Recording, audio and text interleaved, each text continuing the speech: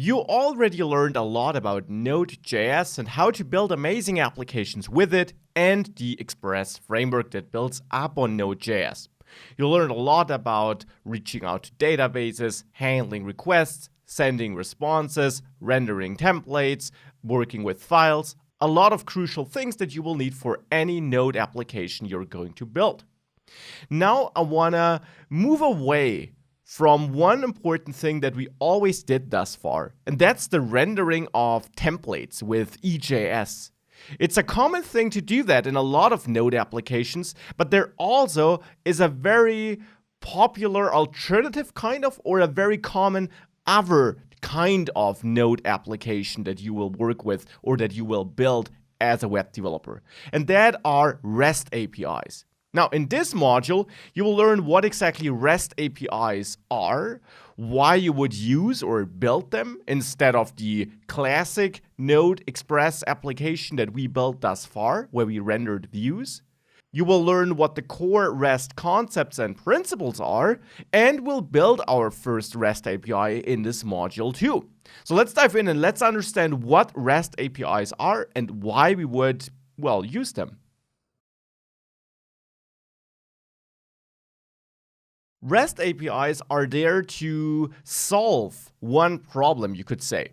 Not every front-end user interface works with HTML pages, or not every user interface might want your server to generate, the HTML code, which effectively is the user interface. Think about mobile apps, for example, the Twitter app. These apps typically don't work with server-side rendered HTML code. They don't need a templating language on the server to render the HTML code because you build these apps with Java for Android or with Swift Objective-C for iOS, and you use a rich suite of pre-built UI widgets. You use UI libraries provided by Apple, by Google, and so on. You use these libraries to build your user interfaces in the respective IDEs of these programming languages, like Android Studio for Android development. You build these user interfaces totally decoupled from your server. You don't want HTML code because you can't really render it there. Obviously, you have mobile browsers too. You have a browser on your mobile phone, and that will render HTML pages. But all the apps you install through the App Store most often don't use HTML to draw the interface, but instead they build the interface with the tools given to them by Apple, by Google, and then you only need the data to fill these user interfaces with life. Another example would be single-page web apps. You might not have heard of these, but the Udemy course player is actually a great example for that. Here's an example. This is a course by me, but of course, this is the case for any course. Watch this refresh icon in the top left corner as I now click around to course content, Q&A, and so on. Now, all these parts here do re-render without the page reloading or the page being refreshed. And the reason for that is that this entire page is actually rendered through browser-side JavaScript. You can, of course, execute JavaScript in the browser, as you know. And this JavaScript code can manipulate the DOM. The DOM is simply the rendered HTML code. So what Udemy does here, and what is very popular, not just on Udemy, but on many modern web applications, is that you only fetch one initial HTML page that does not really contain a lot of real HTML content, but that does load all these JavaScript script files.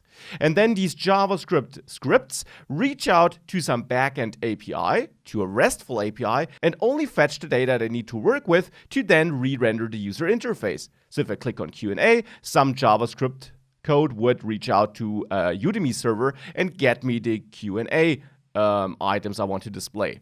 If I click on course content, another script reaches out to the backend and gives me these course items. And if I click on one of them, then I might enter a new area where another part of JavaScript takes over. So such web applications are very popular because they give us a mobile app-like feeling. We click around and we don't have to wait for a page refresh. We always stay on the same page and only the data that gets rendered changes. And therefore only the data is exchanged behind the scenes. All the user interface rendering is done through browser-side JavaScript.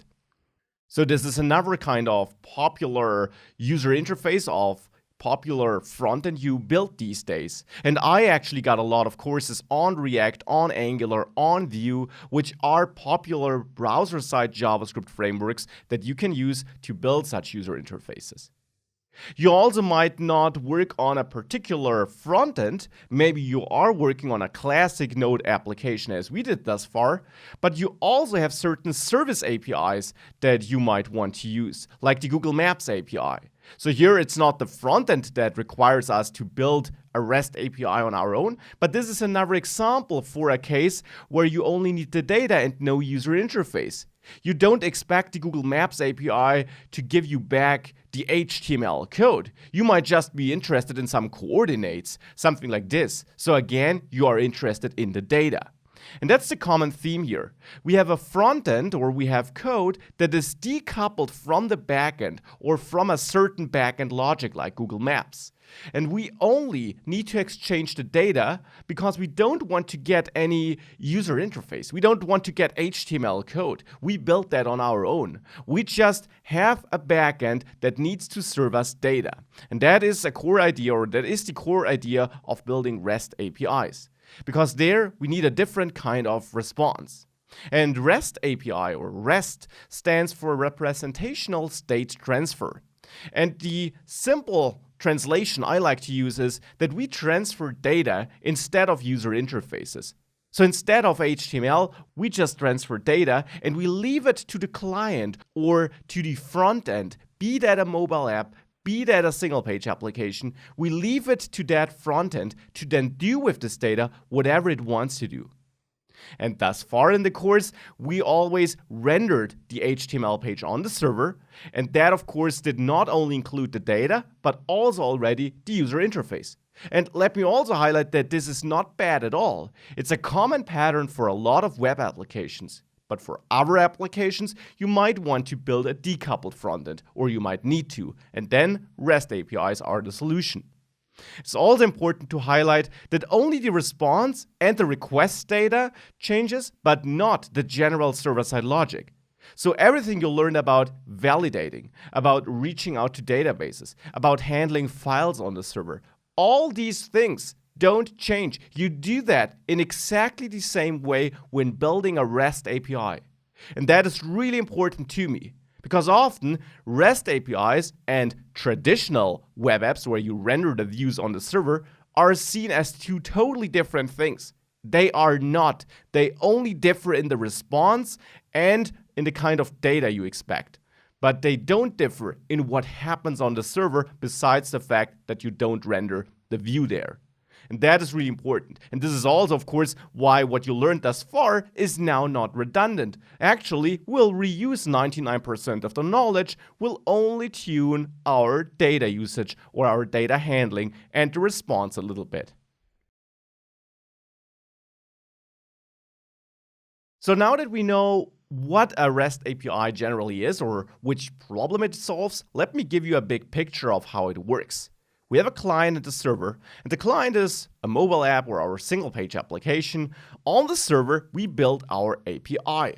So here we build an API for these apps we might be building. And one advantage, by the way, is that we can use one and the same API for multiple clients. So we might be building a web app and a mobile app. Not that uncommon these days. Most companies have mobile apps and web apps. But we can use one and the same API because both apps, mobile and web app, use the same data, of course. They might present it differently, and that is what I was talking about the user interface being handled by the front end, by the client.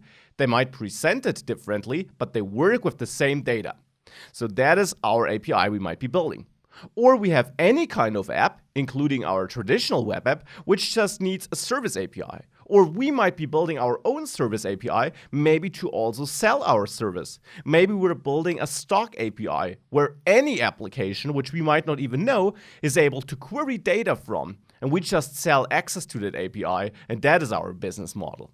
So in all these cases, we obviously exchange something, and the something we exchange is data, as I mentioned before. Only the data, not the user interface. And that, of course, leads us to one important question. In which format do we exchange that data? We learned about HTML thus far, but there are different kinds of data we could attach to a request and a response. We can send plain text, for example. We could send XML, or we could send JSON. And there are other formats too, but these are some well-known formats. HTML, of course, looks something like this. So we can send HTML code, and this is what we did thus far in the course. When we rendered a EJS view, what we essentially did is we sent HTML code to the browser because the view was rendered on the server, and the result of that rendering process simply was a HTML page, simply was HTML code. So this is how we could send data. HTML code contains both the data and the structure, of course. The HTML elements, the CSS styles we might be adding, that all adds structure and design, and what is between the HTML elements is our data. So therefore, this also contains our user interface. It defines how our user interface should look like. Now, the problem is, of course, that if we just want the data, we got all the overhead HTML content, it's unnecessarily difficult to parse because even though the HTML elements are, of course, kind of defined and regulated, how we use them and how we, structure our document is not really enforced onto us. So it's unnecessarily difficult to parse if we just need the data. We can, of course, send plain text. The thing here is, this is only data, of course. There is no structure, there is no design element added. And therefore, we make no UI, and that is user interface, of course. We make no UI assumptions. Still, if you want to transfer data like this, it's unnecessarily difficult to parse, because text is easy to understand for humans, but for computers, it isn't. There is no clear pattern in the text, and therefore, this is not really a great way of exchanging data. XML looks a lot like HTML, and actually HTML is a special kind of XML, you could say. The difference is XML allows you to use any tags, and this of course allows you to transfer data. And it's also not making any UI assumptions because it's not parsable by the browser. The XML elements are totally made up by you. The good thing is it's easier to read by machines than plain text. You can also, of course, define clear structures there, but you will need a special XML parser because traversing through an XML node tree is kind of challenging. Not impossible to solve, but you need a special parser, and all these elements, of course, add some overhead to the data you transfer. So there's a lot of extra text that is only required to read your data. That is not really your core data, though. The last data format, and you might already guess it, that will be our winner, is JSON. Looks like this, and we already used it in the course when I had a look at asynchronous requests a couple of modules ago.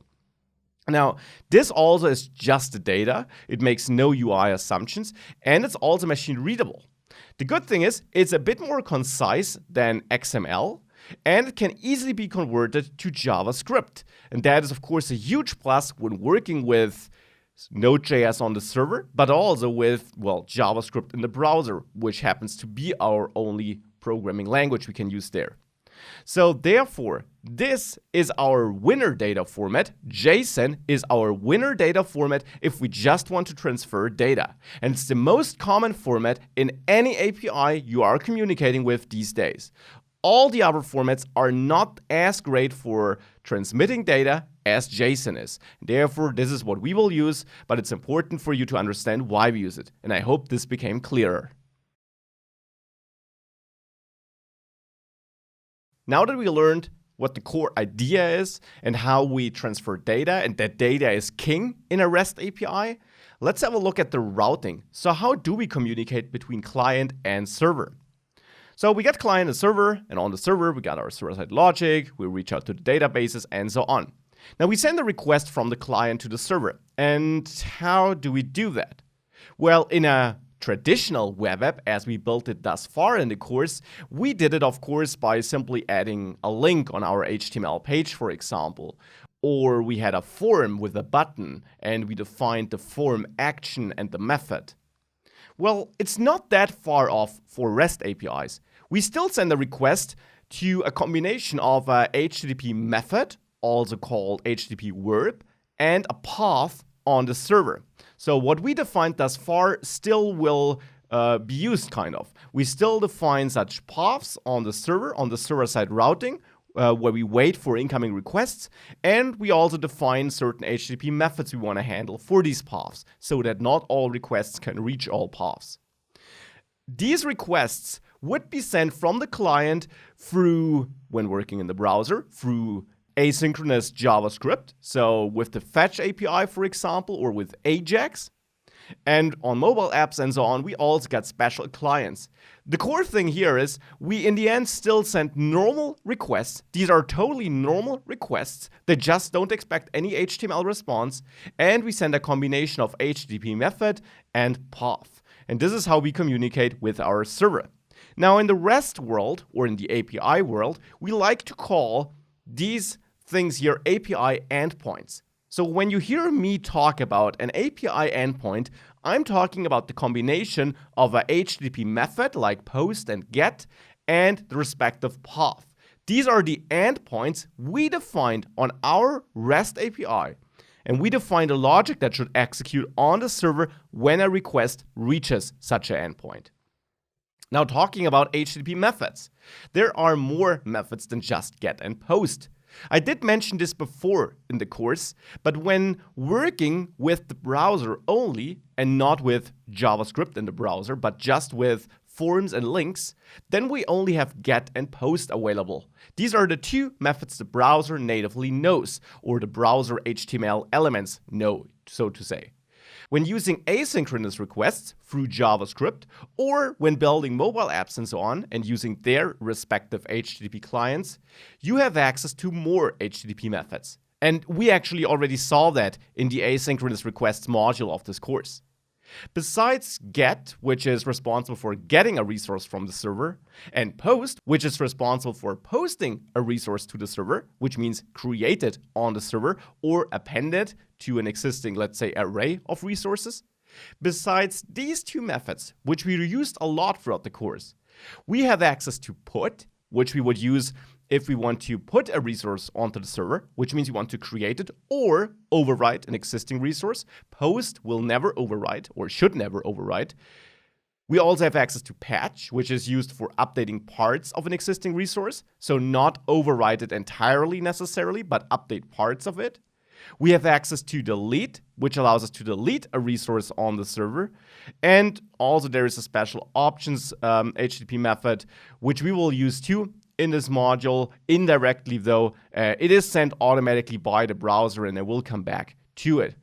This basically is a request which the browser will send automatically to find out if the next request it tries to do, for example, delete something, if that is actually allowed. And I will come back to that. So these are the HTTP methods we will work with, and the methods we typically work with when building a REST API. Especially the first 5 ones, the orange ones, are important. Now, let me also highlight that in theory, you can do whatever you want when a request with a certain method reaches a certain path. So for the REST world, we should use a post request to create or append a resource. No one is stopping you from deleting something on the server, because ultimately you only define a method path pair on your server side, and then you run any code you want. And what happens in that code is not restricted by the method that was used to execute that code. You can restrict it yourself, and you wanna implement a REST API that follows these ideas here, but you don't have to. And that's just important to highlight.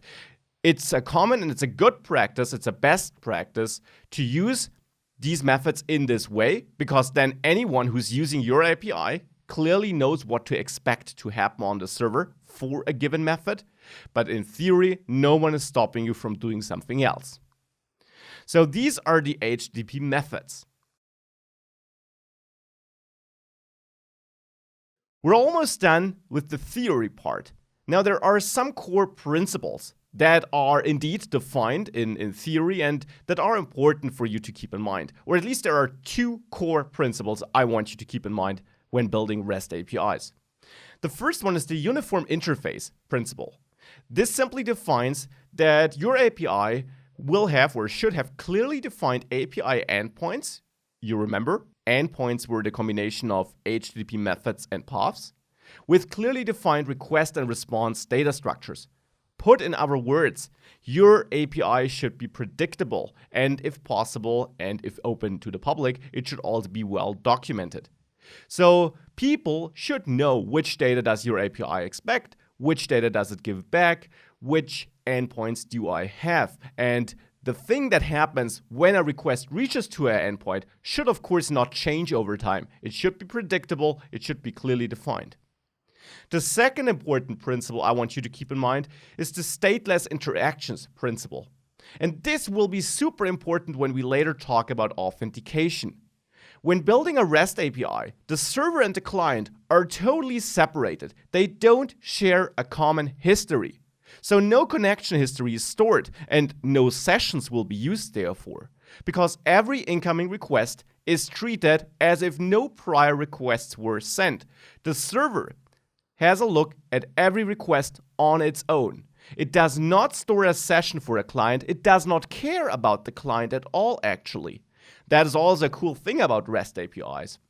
You can build a REST API, open it up to the public, like the Google Maps API is, for example, and you don't care about the individual client. You just say, hey, here are the endpoints I have, here's the data you get back for each endpoint, here's the data I expect from you for my endpoints, and then I don't care about you. I don't store a session with you.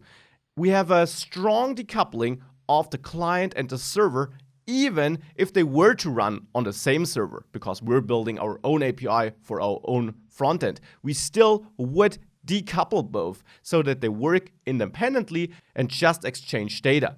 This means that every time we set up a new endpoint, we have to make sure that it works independent from prior requests. And a typical problem here is authentication, where once we logged in, future requests should be treated as logged in. And I will show you how to solve this in this course too, of course.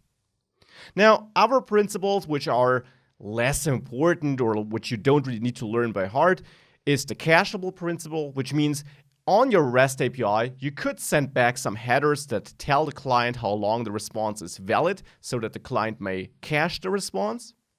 Client-server separation is mentioned again. Here it's more thinking about the data storage. Client and server are decoupled, as I said, and the client should not worry about persistent data storage. Therefore, the server will be responsible for this. We may have a layered system, which simply means as a client, when we send a request to an API, we can't rely on that server we sent it to immediately handling the request. The server might instead forward the request or distribute it to another server. Ultimately, we only care about the data we get back, which should, of course, follow the structure that was defined by the API. Code on demand is our last optional principle, and this basically just means the REST API could also, for some endpoints, transfer executable code to the client. Now, to be honest, in reality, you don't see that too often. We're mostly talking about, well, normal data we're using, but still, these are the REST principles. The top two ones are the important ones, which will have great implications, especially on authentication. Now, with all of the theory out of the way, let's build our first simple REST API. And for that, I'm in a brand new folder. I only did one thing in there. I ran npm init and confirmed all the default settings.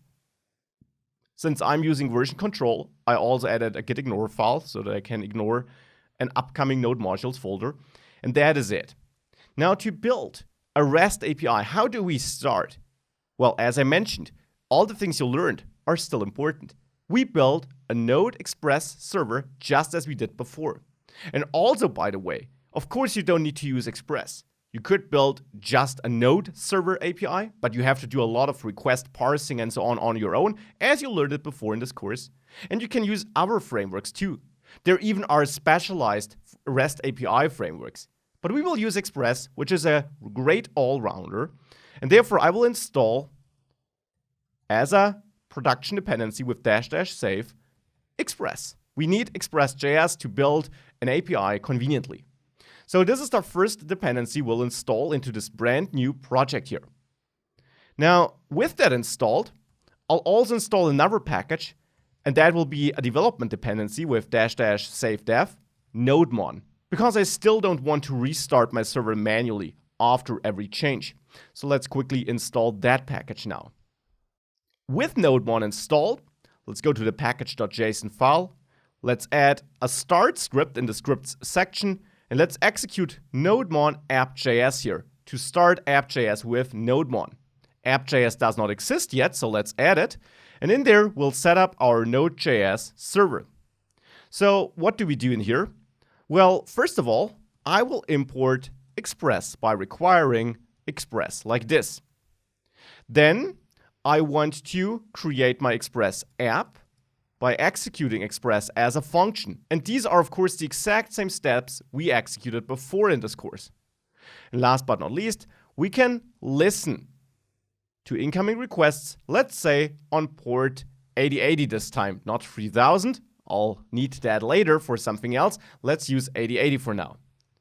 This is a very simple server that we could now start. That will not do anything, of course. It has no routes defined, but this is our simplest possible Node Express server. Now, to add some routes and to do something with them, I will also install the body parser as a production dependency with --save, so that I can parse, well, incoming request bodies. And now, let's start adding some routes. We could add them in here with app use to handle any method, or app get, app post, app put, and so on to handle specific HTTP methods for specific paths. But I will use the Express router again. And I will also create a new routes folder, which you wouldn't have to do, but this structure still makes sense, separating routes and controllers. You just won't have views anymore. The views folder will not be recreated because we'll not render any views anymore. We'll just exchange data. So in the routes folder here, let's say we're building a simple blog or a simple messaging social network blog-like application.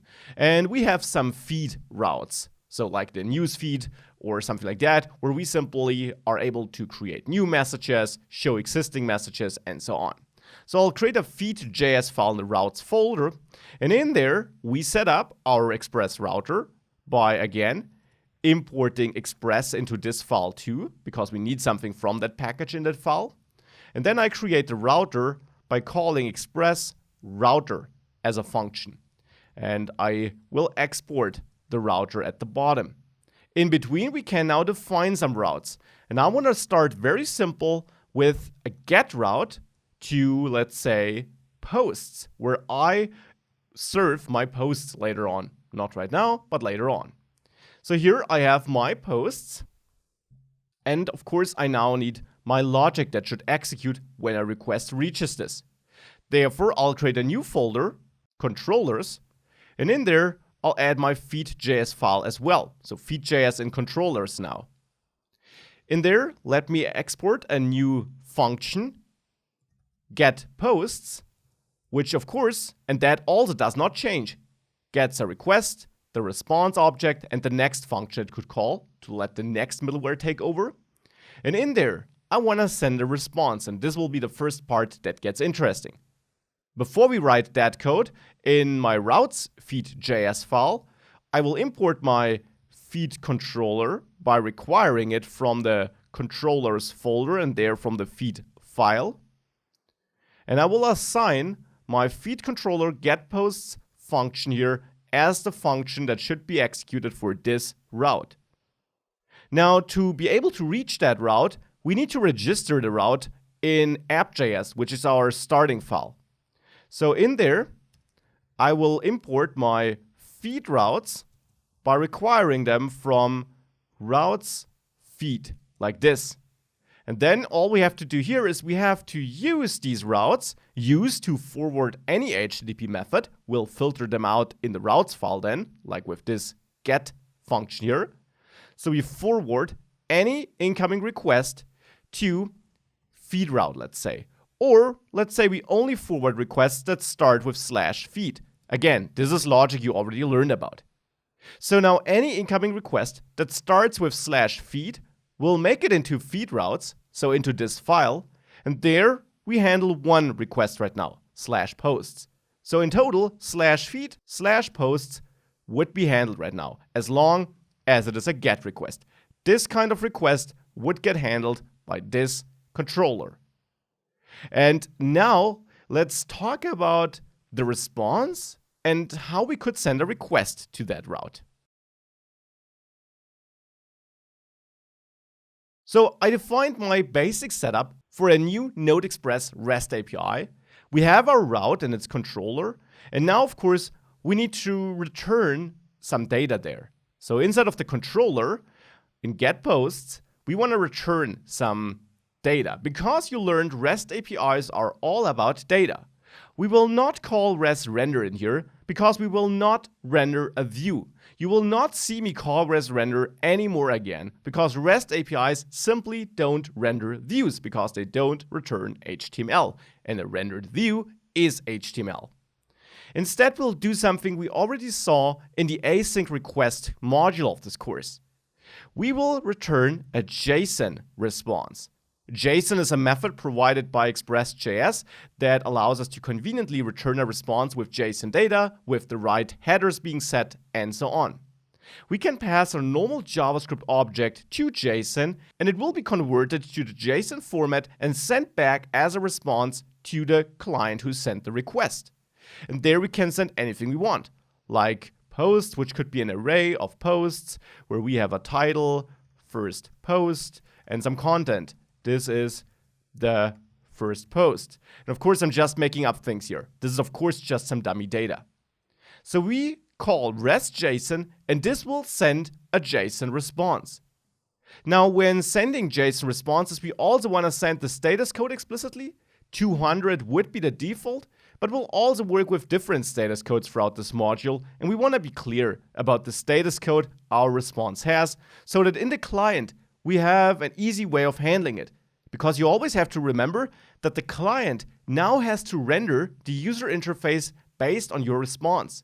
And therefore, especially error codes are super important to pass back to the client so that the client can just have a look at the status code and find out, should I render my normal user interface because the request succeeded, or did I get an error and I want to render an appropriate error interface.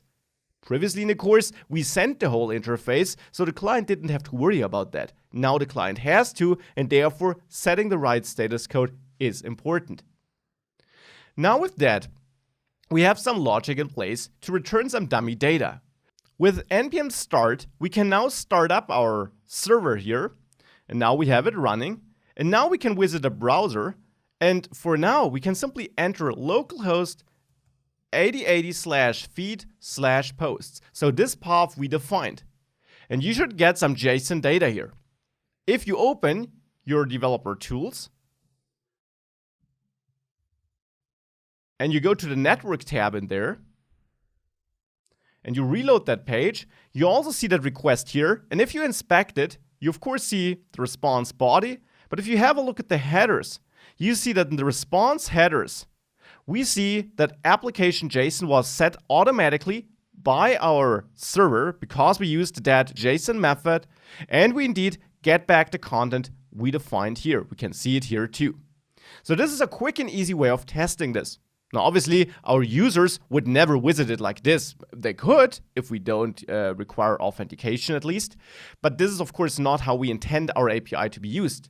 Instead, we'll build a user interface that will then use this behind the scenes and render a beautiful UI automatically with that data. So directly accessing the data like this is, of course, not the plan. Now, before I come back to the user interface part, though, let me show you how we can easily and conveniently test our REST API even without entering this into the browser. And for that, let me do something which you couldn't enter into the browser. Let's define a post route.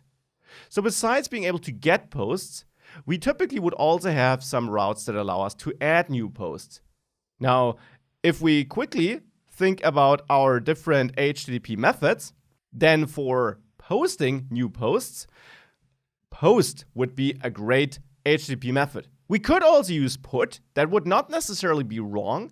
Put would also be a valid method to be used for creating a resource. But especially when we're talking about posts and not something like user data, which only exists once, but posts, there might be multiple posts. And therefore, adding or appending sounds good to me. And hence I want to use the post method instead of put.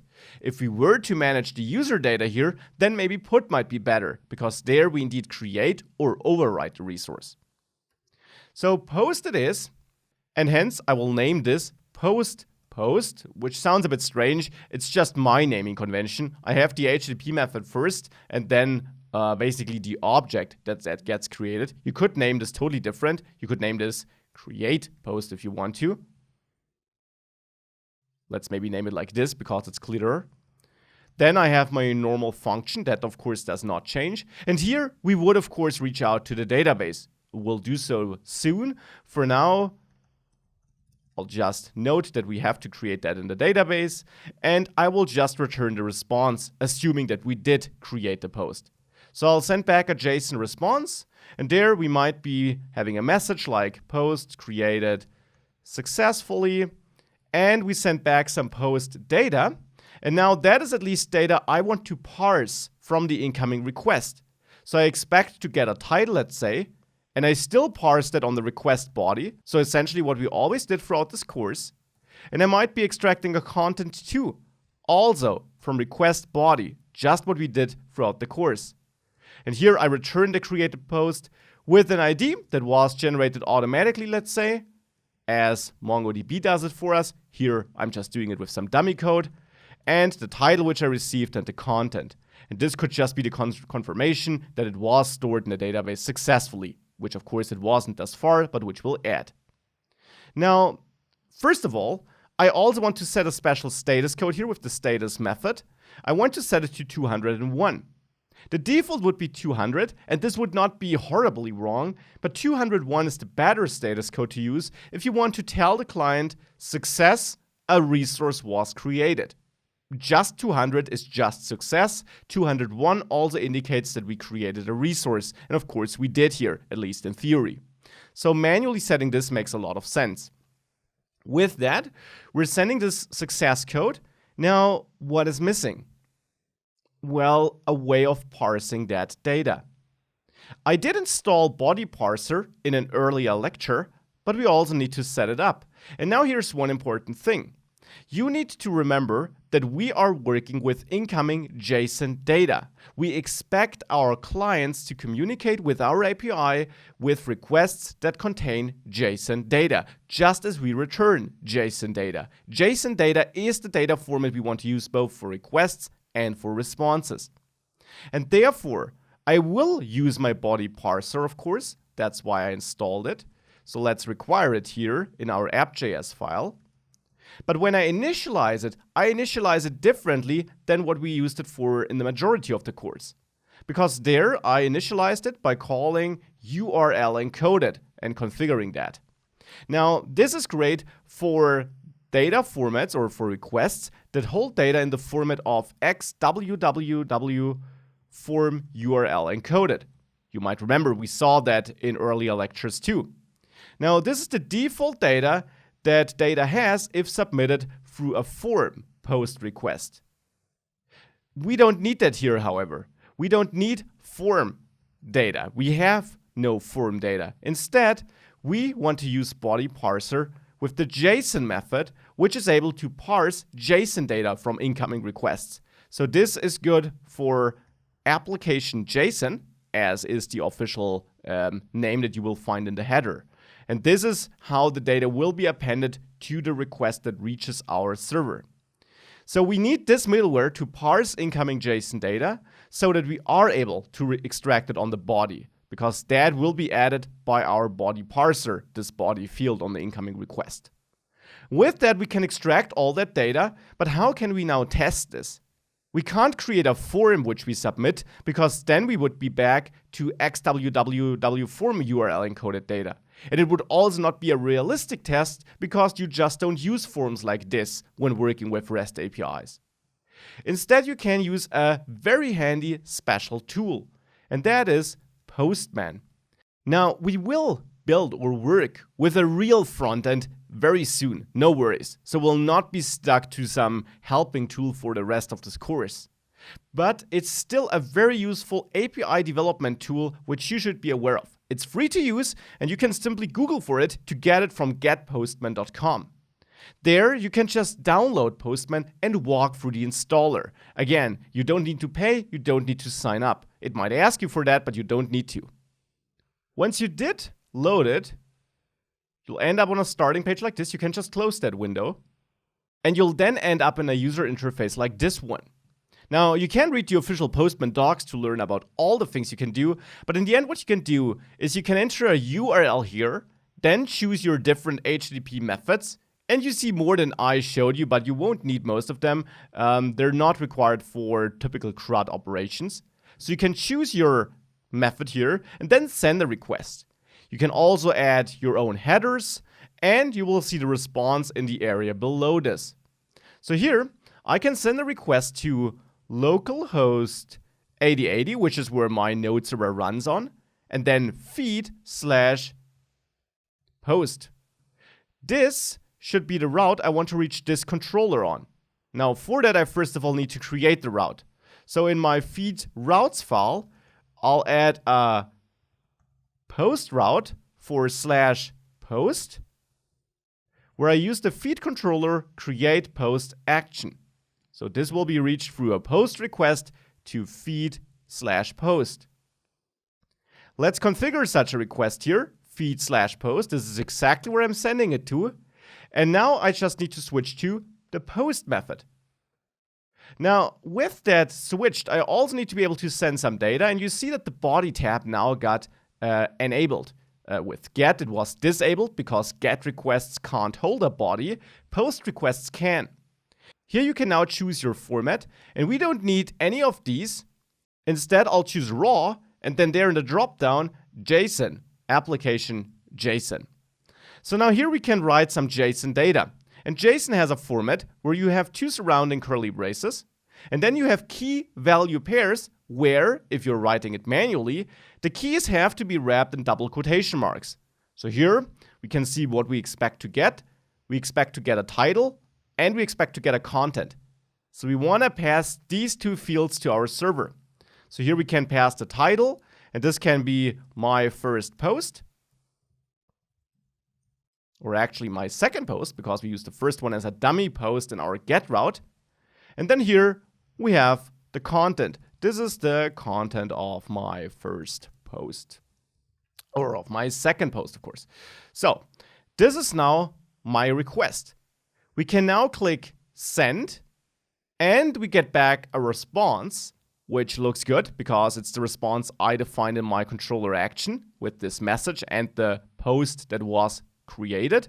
And this is now the data we would typically use in our receiving client. You also see the headers that were sent on the response. These were set automatically by Express, especially application JSON matters, of course. And this is now how we can test all our endpoints, because we can just enter them here and then switch the HTTP methods, pass any extra headers or bodies we might need, and therefore we got everything we need to test our API. Still, we will also work with a real frontend so that we have something beautiful to look at and to see that in a real app, but this is a tool you will use a lot when working with REST APIs. Now, before I conclude this very basic starting module with REST, let me show you something important which you need to configure on any REST API you're building, which will not only be used by tools like this one, or by code that runs on the same server. And I can demonstrate what I mean by going to CodePen. In case you don't know CodePen, it's basically a service which you can use for free to write simple HTML, JavaScript, and CSS snippets or projects. You can share them easily with other people, and we can simulate a very simple front-end application here. We can create a new pen for that. And here, you can write, as you see, HTML, CSS, and JavaScript code. Now, I'll not need CSS because I want to keep it simple. And this is a great playground here now, because we can simulate a front-end app here. Because a front-end app, if it is a single-page app, will only use HTML, CSS, and JavaScript because we don't write any server-side code in there, right? So in here, we might have a normal button. A button we use to send a request to the backend. Here we could get our posts, and I'll copy that button and also duplicate it to create a post. And this is, of course, just a very basic dummy code. We'll build a different project for the rest of this course.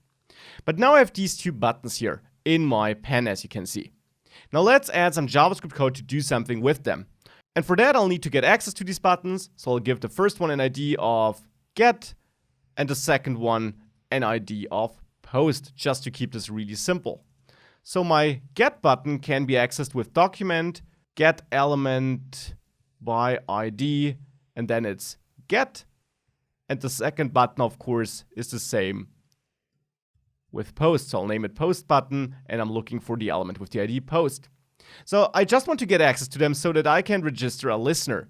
So on the get button, I can add an event listener for the click event that should in the end make a request to my backend.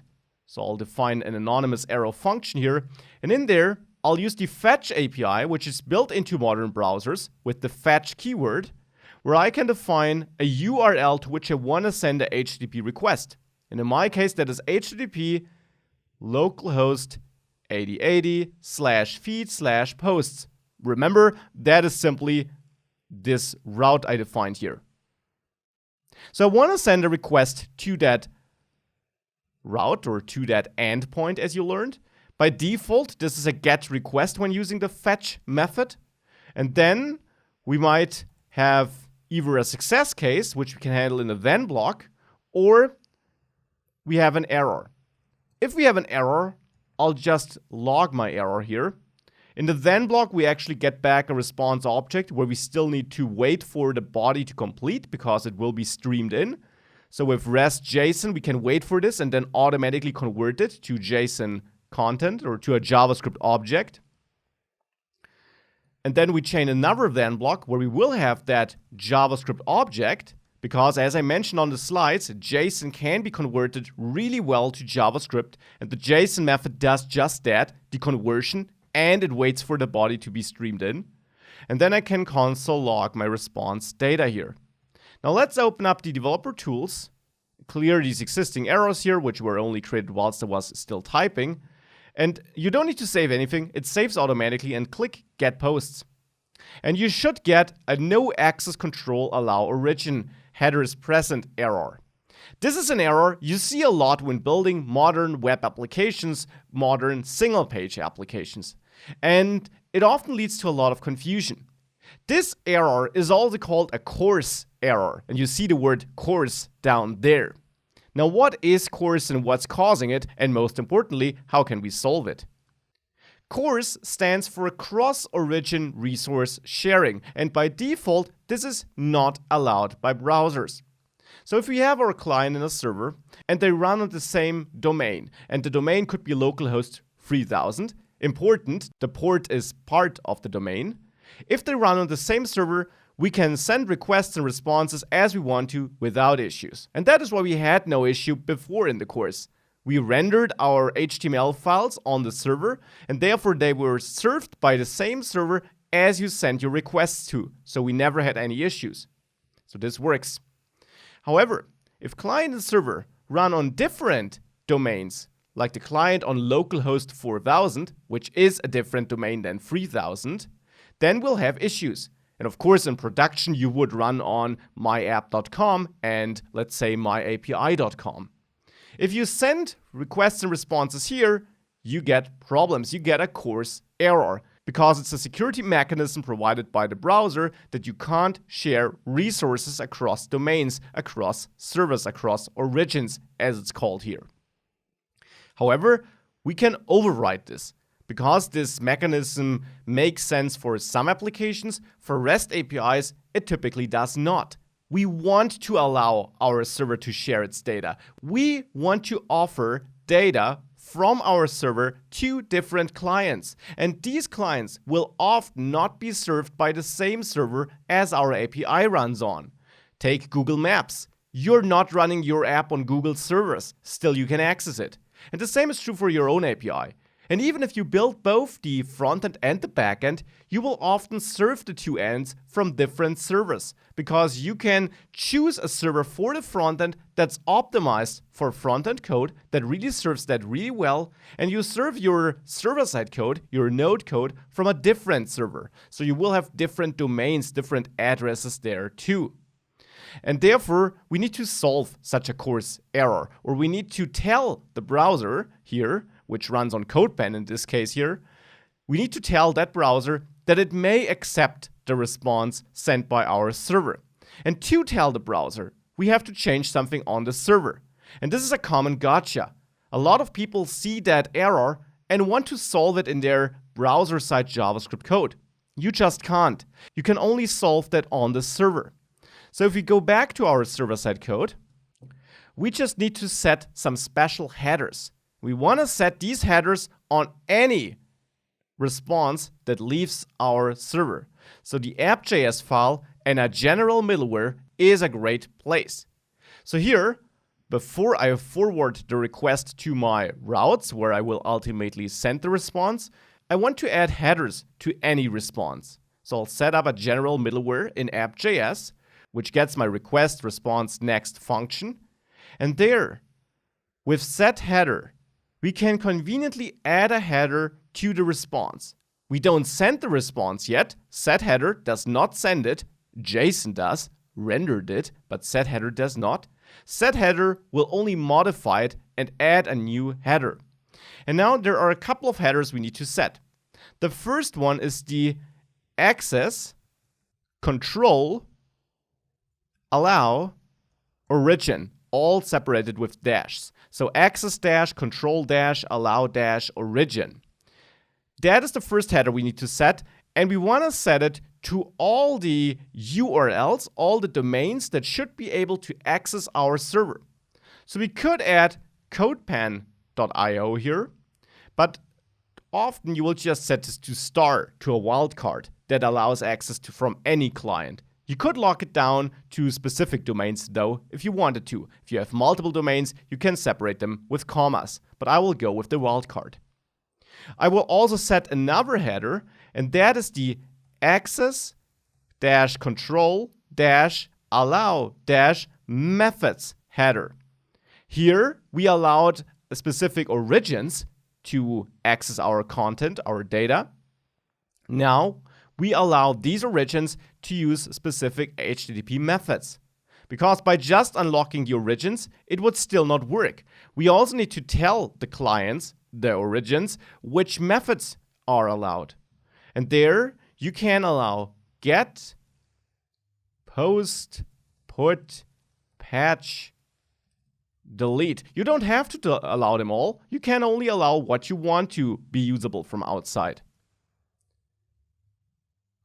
Now there's one last header I want to set, or I should set, and that is access dash, control dash, allow dash. And now I'm talking about the headers our clients might set on their requests.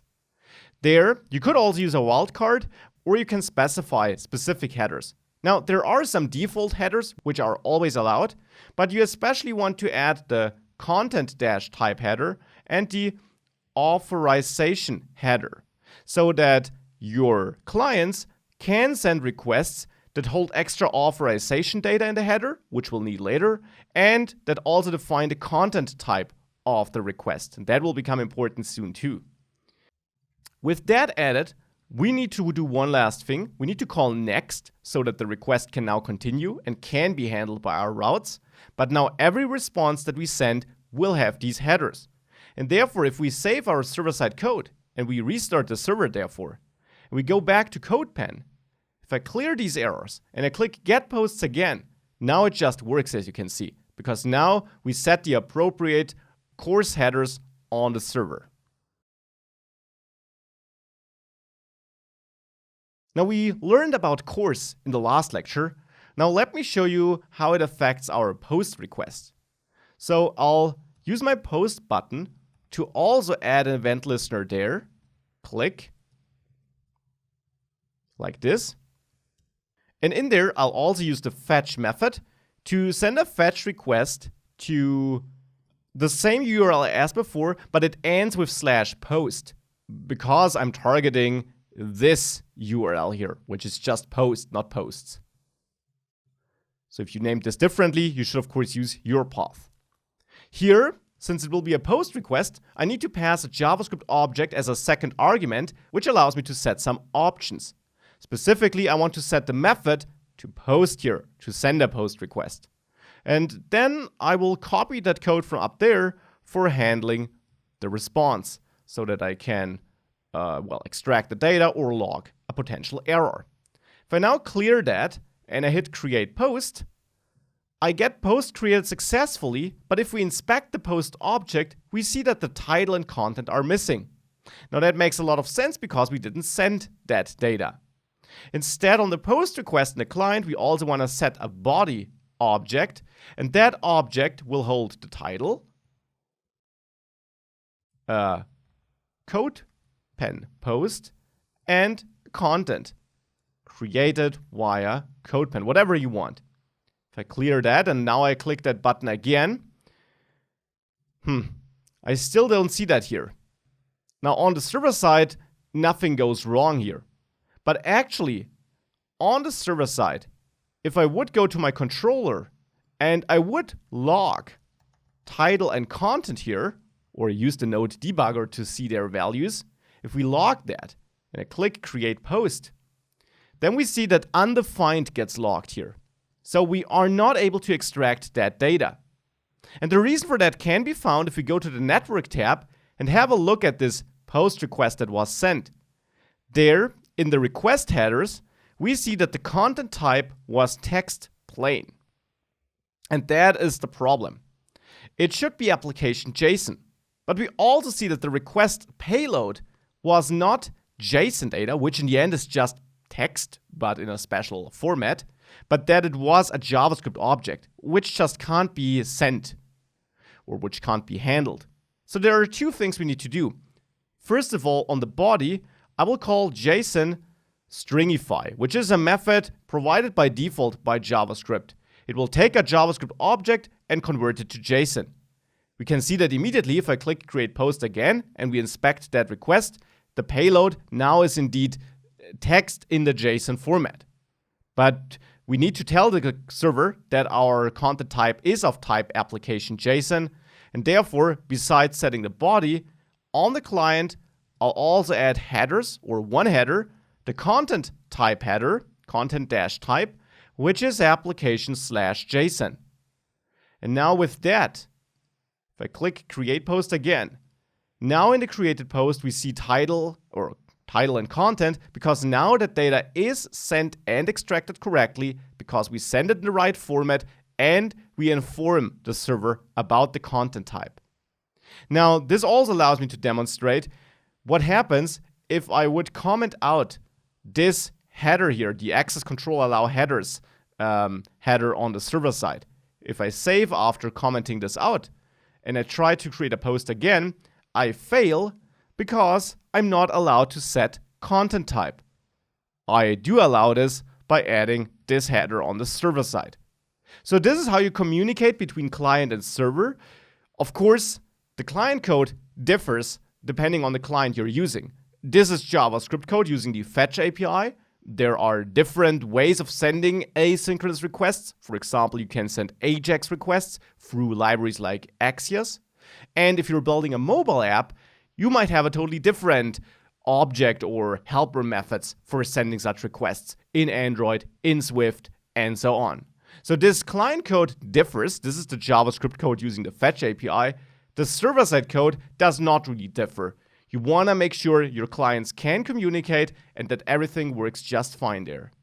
Now, before I conclude this though, one more word about the post request we're sending with this click. You might see that I actually have two requests being sent. The second one is our post request. What is the first request? If we have a look at it, we see the response is just post, okay? The headers are interesting though. We can see that in the general part, the method here is options. And that is this last method I showed on the slide earlier. I mentioned it would be sent automatically by the browser and also, for example, by many mobile app clients.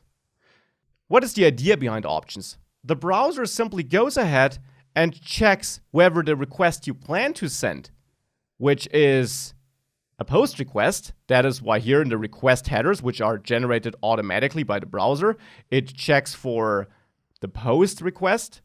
It checks if that will be allowed. Otherwise, it will throw an error. This is simply a mechanism the browser and many other clients use, and there's not too much you need to do to make this work. It just works out of the box. You just want to make sure that you set the right course headers here.